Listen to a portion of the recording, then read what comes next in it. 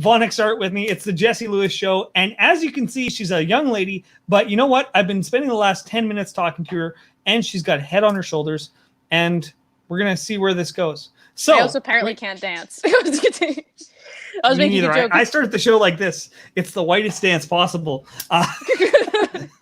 So I start off with the dumb question every time. I don't know if you've actually watched the show or not, but my dumb question of this week is, do you believe in ghosts? You know what? I have an actual pretty interesting answer. Okay.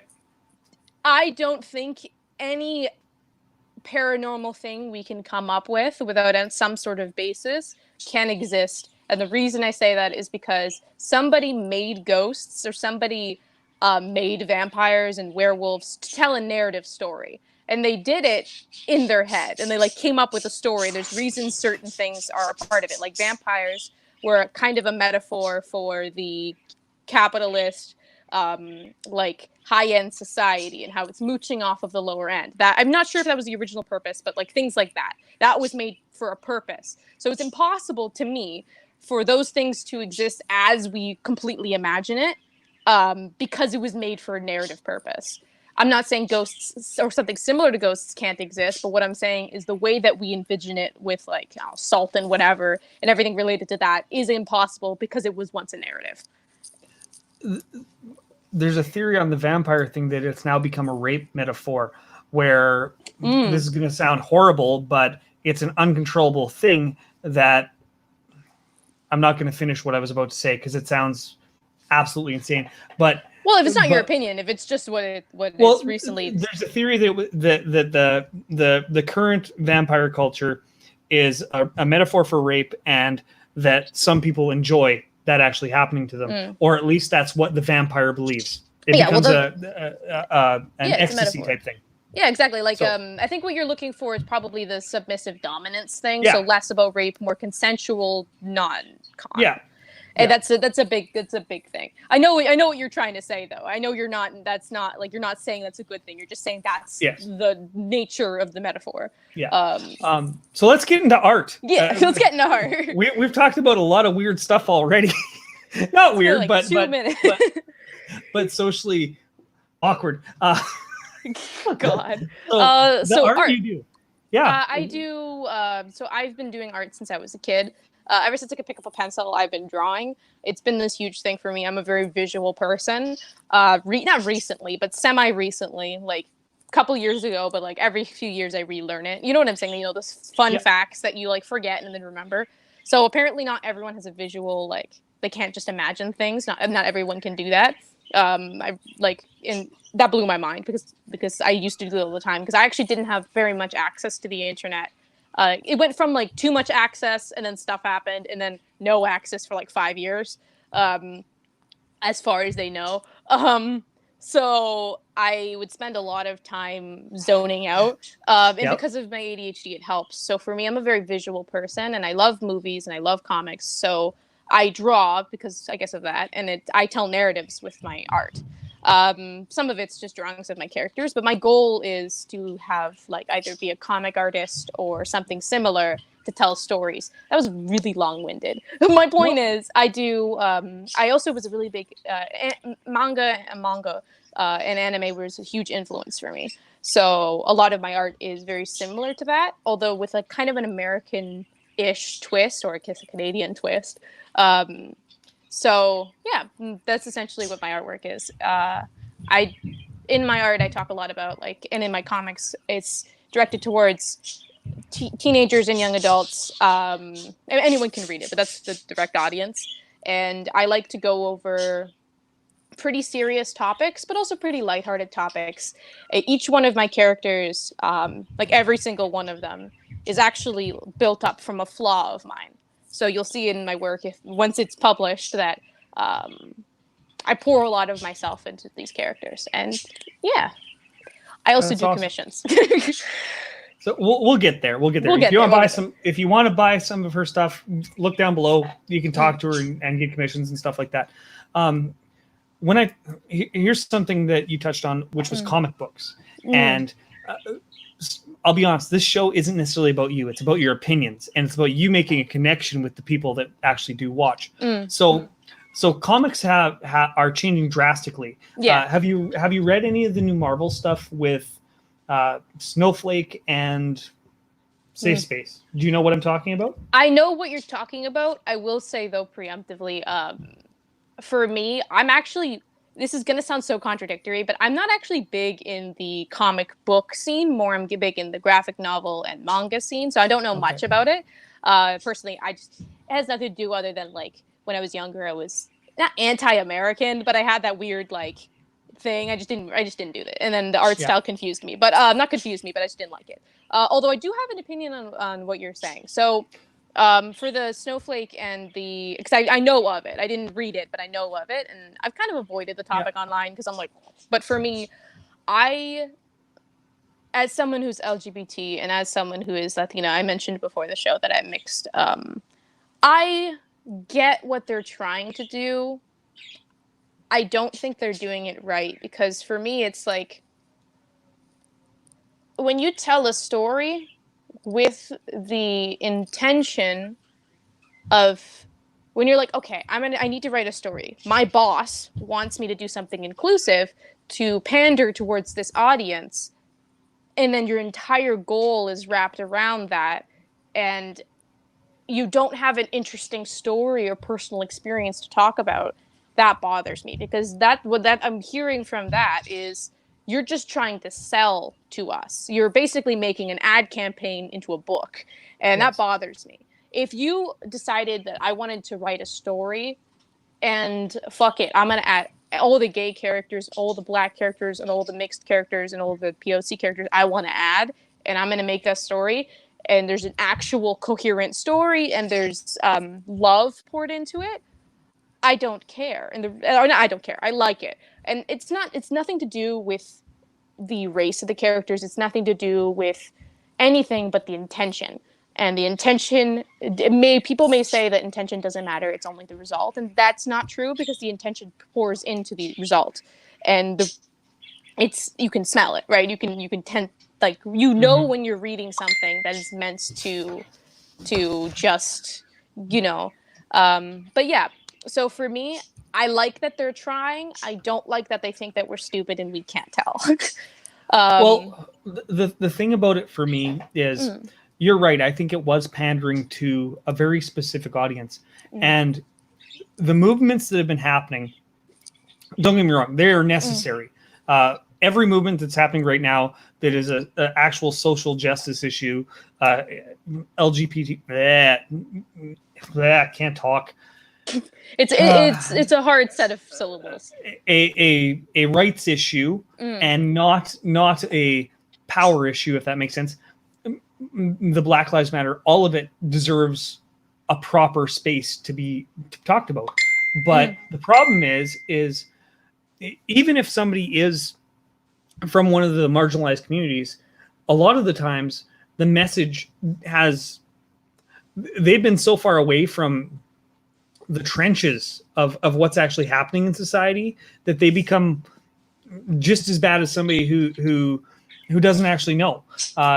For instance, for if I were to write a book and I were to talk about First Nations problems in our country, and we have them, our country is a horrible country for that. We Canadians, by the way, we would not. I would not be able to write about that appropriately. Because I haven't, or accurately, because I haven't lived the experience. The fact that bothers me is they tried to take pop culture, the snowflake, specifically the name Snowflake and the name Safe Space, and they tried to make it into something that it wasn't. Yeah. If that makes sense. They're trying to, like the N-word, where people own the word, right? Yeah. But it wasn't done in a very accurate way to reality. And even though it's a comic book, there has to be a basis in reality, or especially you can't if it's an allegory to the issue. It's not even like, for me, remember Zootopia? Yes. They could take some liberties because it's not directly talking about race. It is talking about race, that's very evident, but it's using a metaphor to do so. But if you're doing something like this Safe Space Snowflake thing, then you are literally directly talking about that problem, and you need to understand it. For me, it's kind of like I used to be big in debate. I used to be in a debate team and stuff when I was in cadets, so I really like it. And part of it is there's a straw man issue here. When someone who's outside of the issues, like you're talking about the First Nations things, if I start making a story about First Nations things and I bring up arguments and I bring up problems that they face, that I presume that they face without doing a lot of research, what I'm doing is I'm creating possible straw men that are under-researched and under-supported that racists or people who are against it can use to say, hey, everyone in this community believes what this person says and this is wrong. Look how wrong they are. Whereas I'm not First Nations. I don't know anything about their well, I mean, I know stuff, but you know what I'm saying. I'm not like them. So by me making those straw men, I'm making the entirety of First Nations look like that. And not only am I doing that, but I'm also stealing their voice. By writing about it, and it's okay to have a First Nations character, for example, and it's okay to tell a story about it. It's okay to tell a story about LGBT. But if you're doing it in such an opaque, very obvious, we have a message to send way, and you're not a part of it. I don't know if they were a part of it, the writer, if they were in the LGBT or not. But if you're writing about it and you're not, and you're doing it in a very this is the truth, objective way, and this is the problems they face, period, you are kind of taking the voice away from the people who are writing this and are LGBT. It's like, if I'm white passing, I look pretty white. I am like mixed, and some people can tell, but not everyone can. So if I start speaking over people who are more Latina than I am, like just kind of by birth, or they look more Latina, and I start speaking over them, of course, I'm like, just from the privilege I get of that, of course I'm going to get more attention. And that's not fair, because then they're like, are you serious? This person's going to come in and start speaking over us, and they're going to do it wrong. Like, you know what I'm saying? Yeah, I do. Yeah. So let's get off of high-minded social issues and talk about silly things like art. Yeah. And art's not silly. It's a very serious thing. But are you sure? I'm just joking. So if you don't know about me, if you didn't read about me, I do stage hypnosis across Western Canada. That's what I actually do. So that is so cool. When you're doing art, I consider what I do an art, which most stage hypnotists don't. They just do it for a job. But when you're doing your art, do you get completely engulfed in it for hours on end? How does it work? Does it come to life for you? Does that make sense? Before quickly, I want to pause. I'm a huge Magic fan. I'm not very good at it. I used to do card tricks. I only know 2, and I forgot both of them. But I used to watch so much about Magic. So I just want to say, that's cool as hell. I think it's an art. Mentalism and stage hypnosis is part of my favorites. Yeah. So let's just put that out there. That's cool as hell. For me, I do get really engaged in it, and I'm like, art consumes me. I'm gonna mention it a lot because it's a big part of my personality, but because of my ADHD, I have a hyper-focus thing where I cannot stop focusing on this thing until I am bored, or I have some other pressing need that needs to, like, that, because I can starve myself for literally days if I'm so focused. But if it gets to a point, I'm gonna have to take a break. But you understand what I'm saying? Like, I'll wait until half my leg is bled out before I'll do anything. But I get so engulfed in it. Art is just such a big part of my life. Like you said, when I'm drawing and when I'm listening to music, like, it doesn't end for me. Hold on a second, my charger's like halfway plugged out. Like yours, I'm assuming, like, it doesn't end. You know, there's no I stop drawing. It's happening in my head now. You know, like, I take a break and I listen to music, and when I'm listening to music, I'm essentially drawing in my head. And art is just it's the biggest expression of emotions that I can portray. I do poetry as well, and that's a big part of it too. It's just, before we continue on, I'm going to pause you there. So there's some guy watching right now, and if that guy had a question that he's never asked you before, do you know Guy? Because he says he knows you. I thought you meant some guy, not a guy. Period. Guy he is some guy. But I guess so. I Guy, if you have a question, Guy, put it on there right now, and she's going to answer the question that you've never asked her. That's the simplest way. I have a little chat box up here on the side. I can't see it. I know. So, but don't worry. Everybody's saying this is crap. Partner of mine. We're making a comic together. I know Guy. Oh yeah. Yeah. All right. Guy, were you on my show already? I don't know. I've done 100 he was on he was on the show. He actually introduced me to you. Oh yeah. And he's like, oh, you should talk to this guy, and I was like, yeah. Where does this I've done question 100 pop of these up, in by the 3 way? weeks. Oh, It God. pops up on my side, so you can't actually see it ever. So okay. I'll let you know. So what type of art do you do? I saw some of it. It seemed very cartoonish is the wrong word, but superhero cartoonish, comic book style type stuff. Yeah, it's a mix. Is that all you do, or do you do other stuff as well? So I do. I wish I could like screen share, but I can't. Oh, but I do a lot of that style. I do very comic-y, very cartoony, not very, but like not realism people. So my focus is usually character design. However, I actually do a bit of realism, a tiny bit, and portraits. Some of my more recent ones, if you go to like my Facebook page, which is very new, by the way, there's like a post down there somewhere. Around there. The backdrop and the profile photo are more the realism that I do. I do some backgrounds and I do a little bit of prop design, but my heart honestly lies in character design. So the majority of what I do is drawing people. So if that's your cup of tea, then I'm the best person to go to. But if you want me to draw a mechanical thing, I'm gonna have a little bit of issues. So like organic human stuff is what I usually go to. How do you find so many artists when they start, especially with comic books and characters like that, they start off with the Marvel official drawing guide. You know what I'm talking about? Yeah, like how do I find my style? Yeah, how do you find your style? So I started really, not embarrassingly, but I started drawing from, like I used to watch a lot of anime. When I first started drawing, I was just doing it off the top of my head. But then when I actually started drawing like good, like not just literal stick figures, I was watching anime. So I drew very, very close to the anime style, almost tracing, which when you're young, there's nothing wrong with tracing. Tracing is only a problem if you claim it's yours and it's not. Yeah. Anyway, but I used to do so much anime. And ironically, I'm the opposite of Marvel. But then I kind of worked from doing a lot of anime to doing a lot of like I just kind of, when I started being on the internet more actively, I consumed a lot more than just anime. So then when my eyes broadened, I guess you can say, I took a bunch of influences.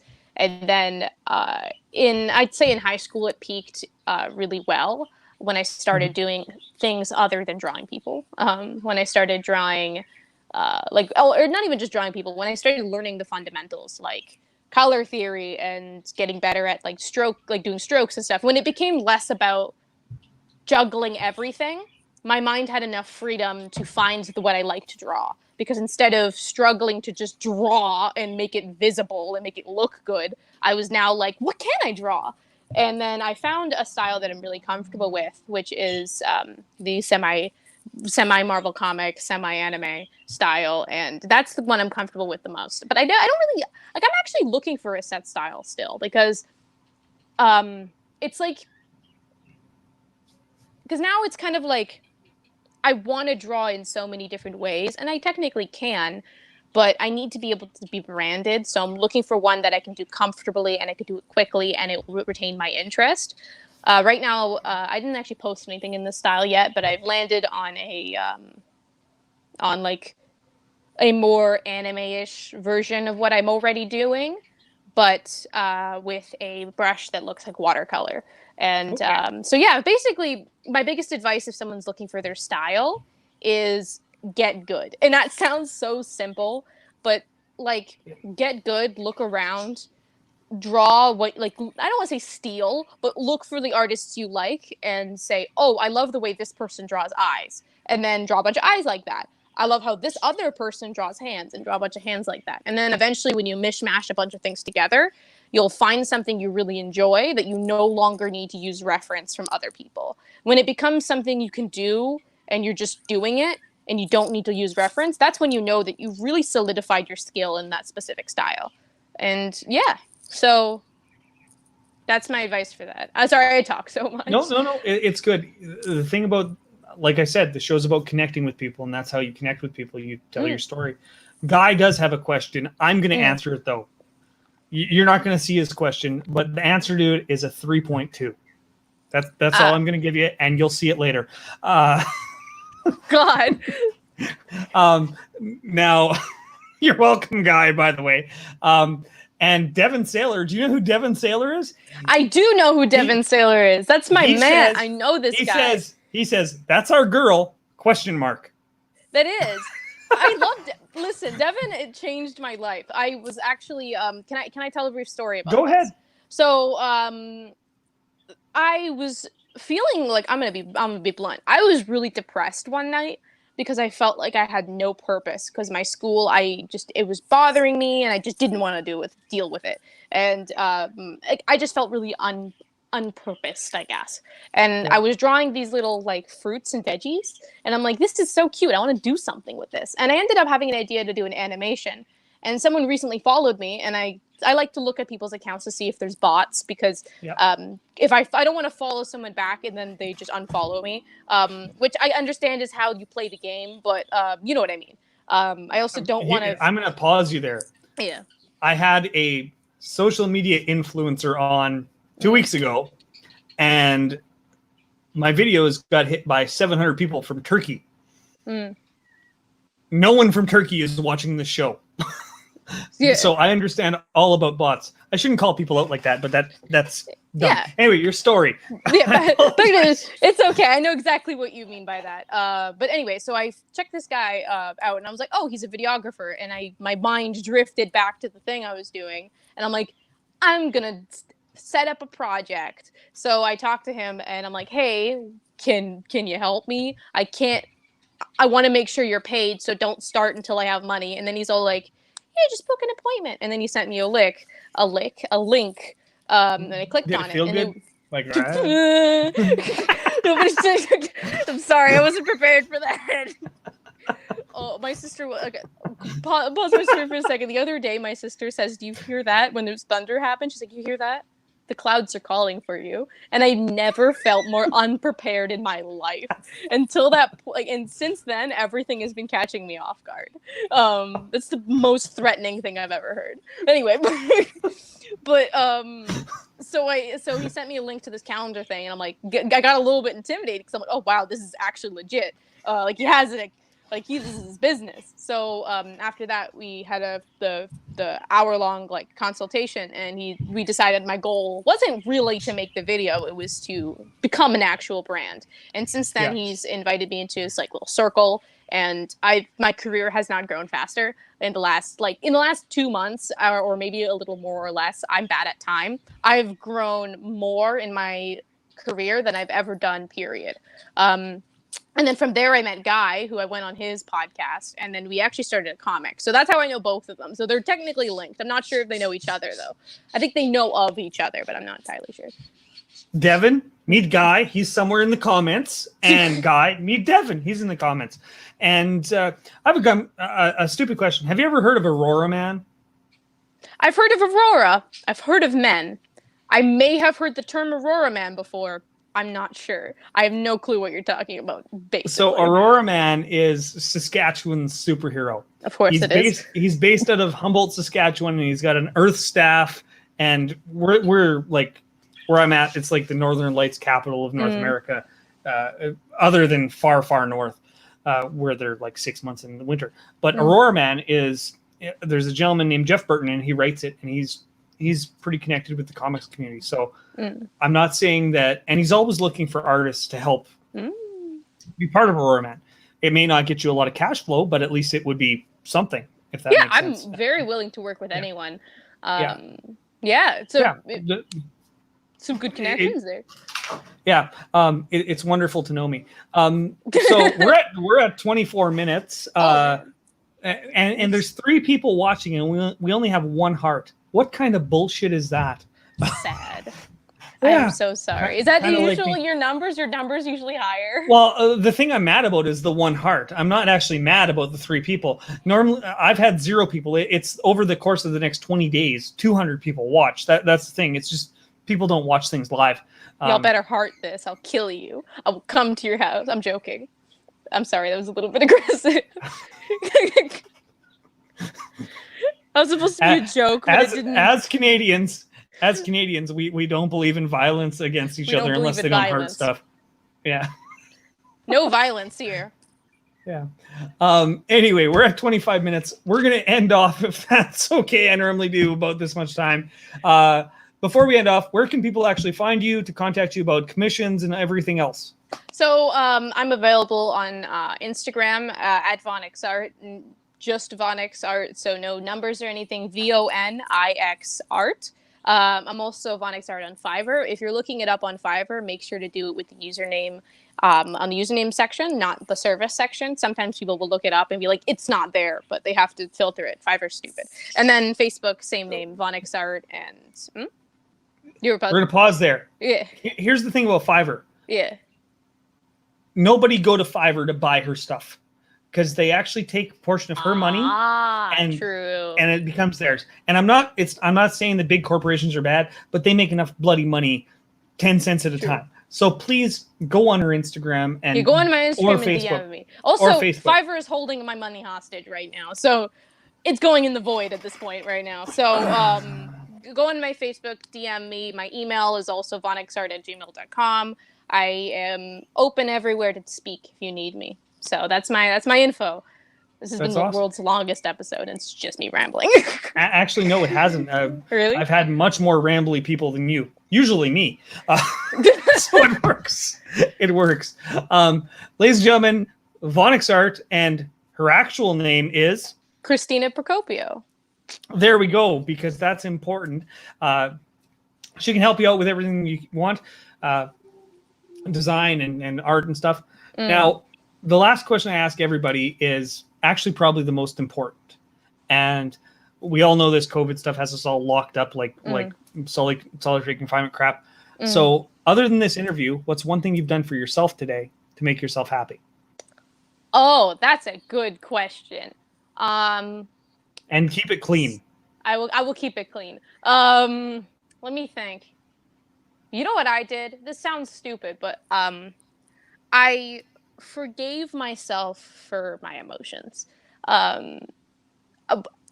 mini rant, but it's relevant. Okay. There's been this problem recently that I've noticed. It's been a problem since the beginning of time, but I have not really known the extent of it until I was involved. So when someone says, I lose things all the time, I'm so ADHD, or I love things being organized, sorry, I'm so OCD, they don't realize what it actually means. I've been suffering my entire life not knowing why I feel things so extremely. And only recently I got diagnosed with ADHD. And when I was diagnosed with it, my doctor told me none of this. I had to research it. Hyper emotionalness, or that's not the word, but being very emotional is a huge part of it. And it doesn't go away. You can help to suppress it, and you can go through therapy and get medication. But as my mind is set up physiologically, so not even just like thoughts, but like literally the chemicals that are released make it so my emotions are hard to handle. Today, I got really upset over something people would say is small. I just couldn't buy Stardew Valley because of a stupid, weird thing that Apple did, and I had to fix it. And it was fixed, and I cried over it, and I got really angry. And I didn't get angry at the worker, I got angry privately. And I was like, why am I getting so upset about this? And I forgave myself, because that's how emotions work. This whole long story is basically to say, don't assume things are so much less than they are. ADHD can be crippling. And if that's something you're going through, forgive yourself for your feelings. And everyone thinks someone else has it worse. So yeah, forgive yourself. And that's where we're going to end, ladies and gentlemen. That's where we're going to end. Perfect. No, I was agreeing with you. Keep going. Do your ending thing. No, we're all done. Ladies and gentlemen, this has been the Jesse Lewis Show. I'm going to hit the end broadcast. There's nothing more than I could say. So I'll hit end broadcast, and I'll keep you on for a few seconds afterwards.